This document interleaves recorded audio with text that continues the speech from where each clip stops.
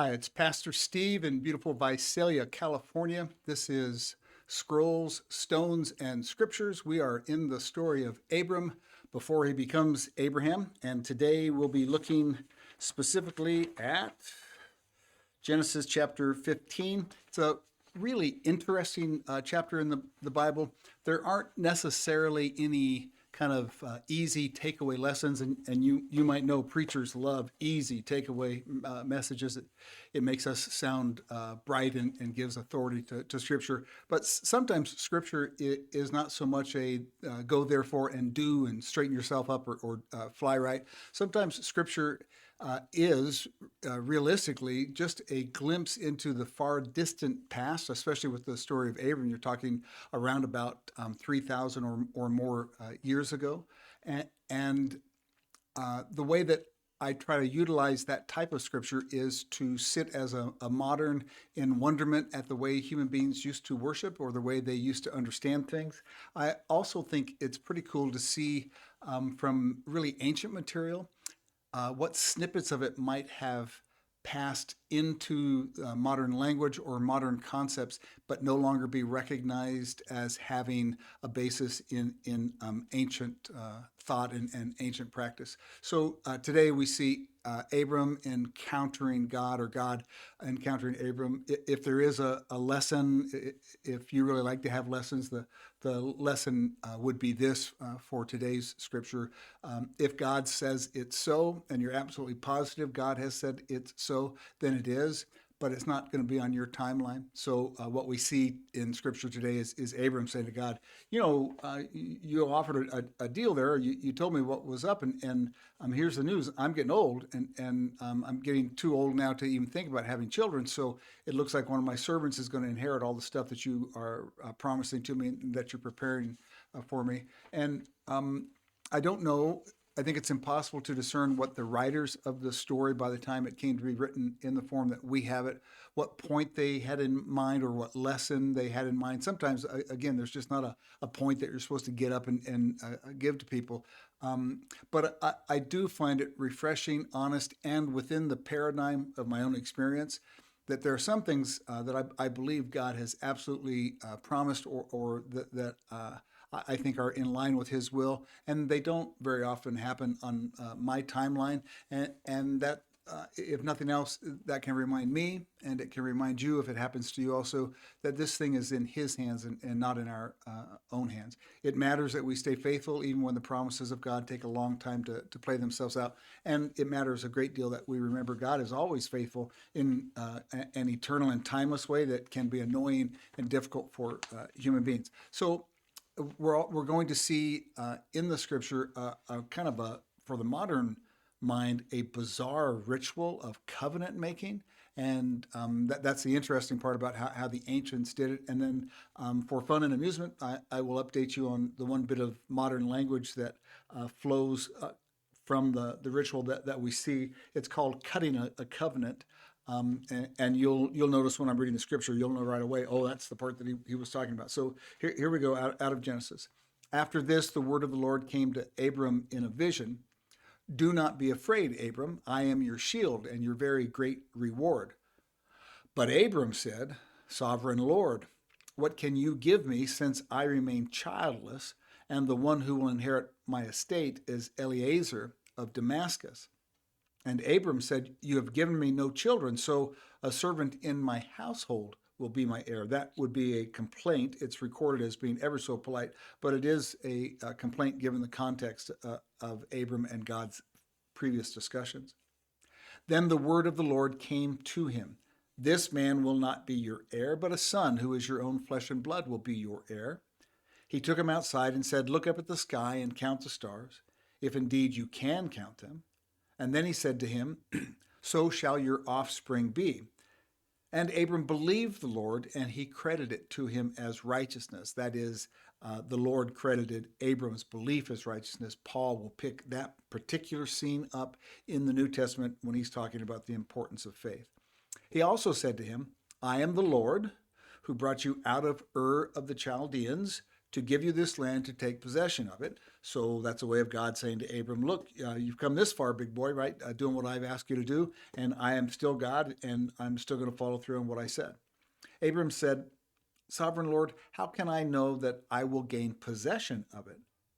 So the Lord said to him, bring me a heifer, a goat, and a ram, each 3 years old, along with a dove and a young pigeon.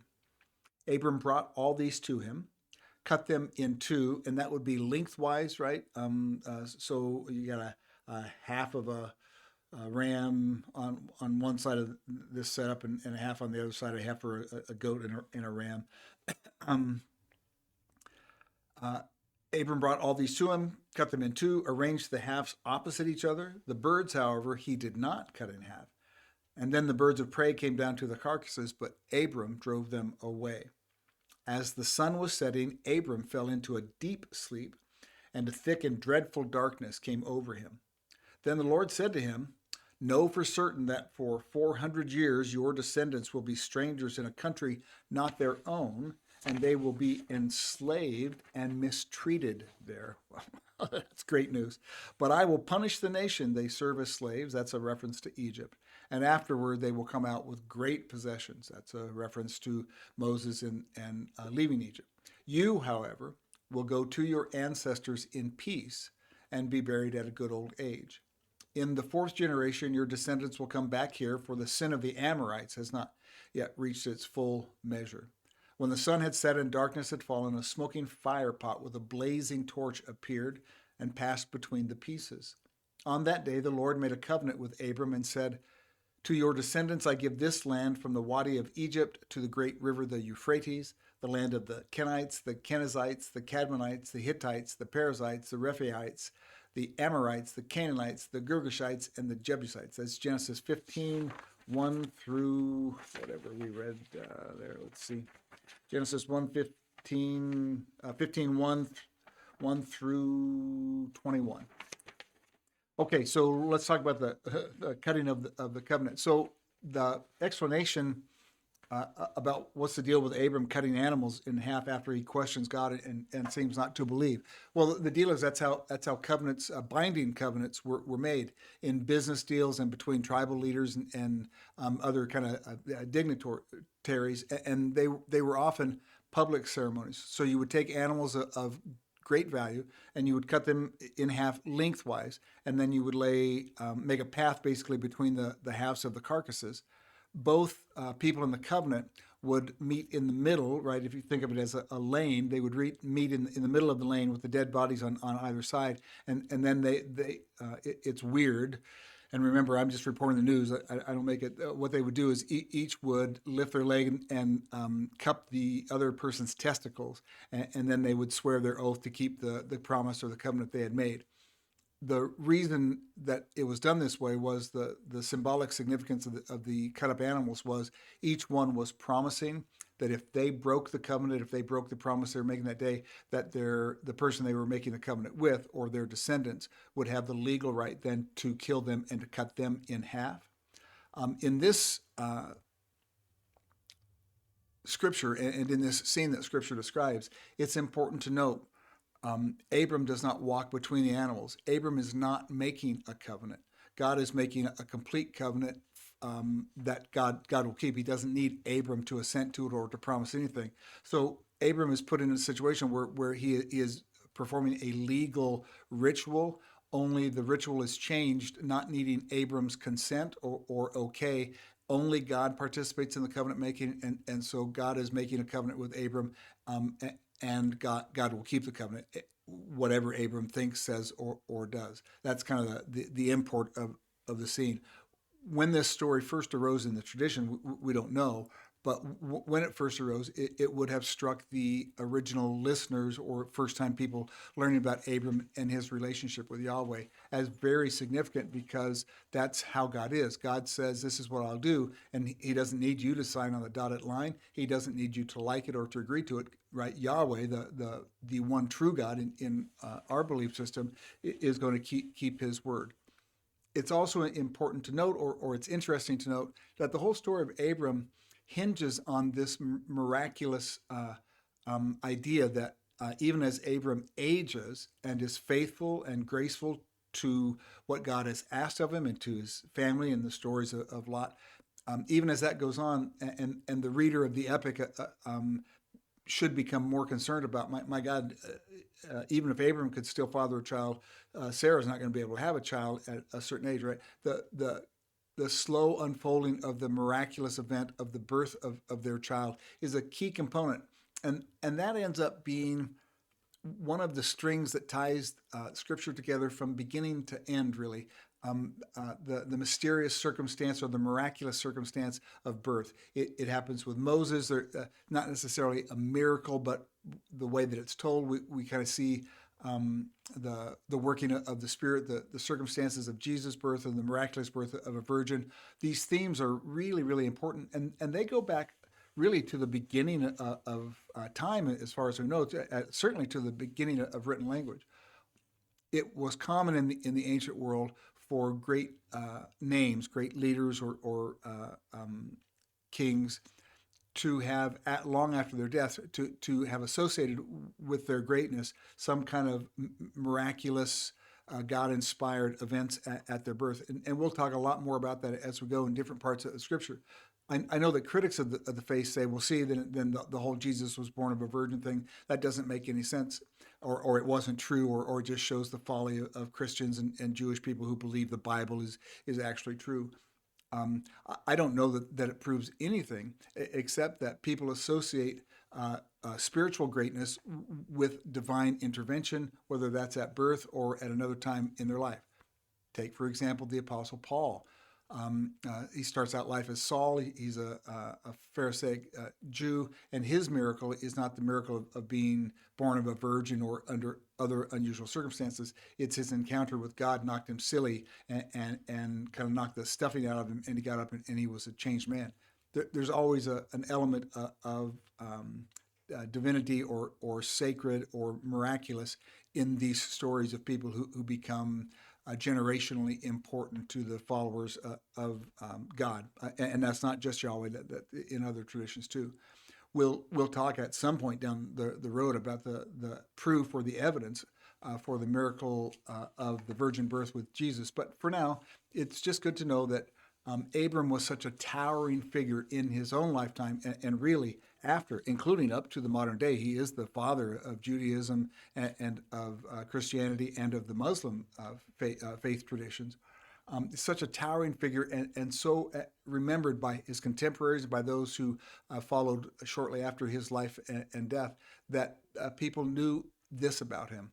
There was about Abraham a sense of otherness, a sense of sacredness, a sense of holiness. And so the stories get told in such a way that is made pictorially clear, right? Abram received a miracle from God. Abram could talk to God like I'm talking to you right now. But in a general sense, I'm okay living with, in the case of Abram, yeah, that makes sense to me. I've known people who I don't necessarily associate with miracles, but I've known people who, when I'm in their presence and in friendship with them and in relationship with them, there has been about them something that really is sacred and beautiful and I would say Christ-like. And so I understand what gives rise to those stories being told in the way that they are. Again, I am my own self a believer in these miracles, but I recognize that many who watch these videos won't be. We'll talk about evidence for the virgin birth extensively at another time. Just know that there really is hard scientific evidence that I think converts pretty nicely to at least allow for a reasonable belief in miracles. Now, I've went and got way off the subject. God is making covenants with Abram, and he's reiterating the promises that he has made. If there is going to be a lesson at all for us, it would be this. You too. Look, it's a hard go in life, right? Right now, I have every doggone thing in my life going well. I'm in a very happy and secure marriage. I'm surrounded at work by people who love me and who I've worked with for a very long time, and it's a great atmosphere. I live in a really luxurious emotional and spiritual and physical estate right now, but that's not going to last. Something's going to happen. Someone will pass away, or some relationship will end, or my body will break, or who knows what. These things never last in the flesh. They never last for mortal people. We have good times and we have hard times. In the good times, it's easy for me to look and say, wow, I am blessed by God, and I am blessed by God. In the hard times, it sometimes is much harder because it doesn't feel like a blessing. But here's the takeaway and the big truth that we see evidenced in Scripture today. Yes, you are.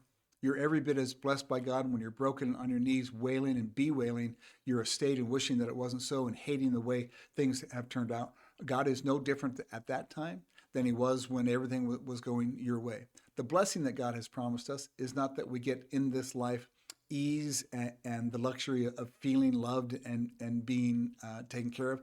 The luxury that we get in this life, the promise of God in our lifetime, is that at some point, when we're done with the flesh, at least as we know it now, there will come a time when all the things that vex us, broken relationships, sadness, longing for things that can't be had, or longing for the past that is now gone, whatever form it might take, all of those are wiped away, and we regain the estate that Adam and Eve had in the garden, and that will be ours in an eternal way that we can barely recognize.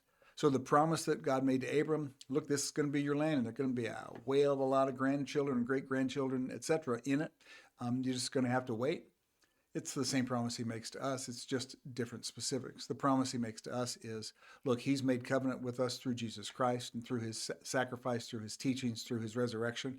And that promise will come to pass in his time. And what that means for you and for me is in your specific time. You might live to be 90 or 100 years old. And whenever you pass away, that's your specific time. That's when that promise can kick in if you've been faithful to God. And same thing for me. I'm going to try to remember when this season of life changes and I'm knocked down again and it isn't so bright and rosy in Steve land. I'm going to try really to hang on to what Abram hung on to, which is, look, God made a covenant with me. I didn't ask for it. I just accepted it. I just acknowledged that that's the promise that he made me as a follower of his son. And I believe he'll keep it. And I believe he'll keep it in his time. And I believe in his time is the right time. So I guess we did kind of get to a point, didn't we? I hope you find this interesting. The cutting ceremony, the modern language is, let's cut a deal. That's where that comes from, right? That is 3,000 plus years of use in the human family, so that even in the modern age, right, where you can be surrounded by luxury high-rises, people in three-piece suits and everything's done electronically, people are still using language that Abram would have full well understood. I want to cut a deal with you. That's what it means. That's where the cut comes from. They used to cut animals in half and make that a part of the covenant making. Fascinating stuff. I hope you're having a great day. If you're not, if you're kind of worried about stuff or you're up against it, here is the way that you can change that dynamic every day of your life. Find somebody who needs you to be compassionate and kind to them. Go and do that. And I promise whatever woes you have will lessen and you'll feel at least a little bit better. I'll talk to you next week. We'll continue on with the story of Abram and Sarah and we'll see what God's up to. Thank you. Bye-bye.